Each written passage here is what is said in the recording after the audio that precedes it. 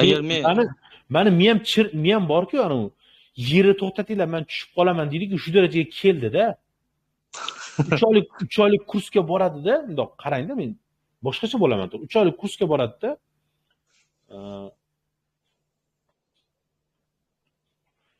Hijomani o'rganadi, qirsilatish o'rganadi, fiziologiyani qo'yishni, banka qo'yishni, anu olovli sochiq bu narsalar degan narsani o'rganadi-da. Xudo yozib qo'ydi ismiga. Doktor Falonchixon. Doktor. Men 12 yil o'qiganman. 12 yil o'qiganman. Men shaxsan 12 yil o'qiganman. Ishlab o'qib 12 yilni biron joyda ishlamasdan o'qiganman. Reanimatsiyada anesteziolog-neonatologman, laboratoriya bo'yicha reanimatsiyada ishlayman. Anesteziolog-neonatolog bo'lib narkoz berib laboratoriyada ishlayman. Og'ir kasallarni olib qolaman.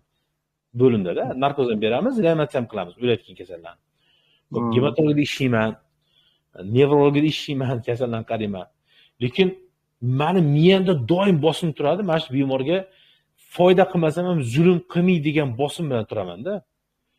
U nimadan desa, u meni janavar o'pkasidagi, yurakdagi hamma o'zgarishni, nima bo'layotganligini tushunganimdan-da, anaqa. Misol uchun griza chiqib qolgan odamda bu yerda nima bo'layotganini anglaganimdan qo'rqaman-da men. Qo'rqaman. Bosim turadi. Maqsad qo'rqishim bu odamga men foyda keltira olmasam mayli. Tibbiyot qonuni shuda, foyda keltira olmaysanmi? Zarar ham keltirma deydi-da.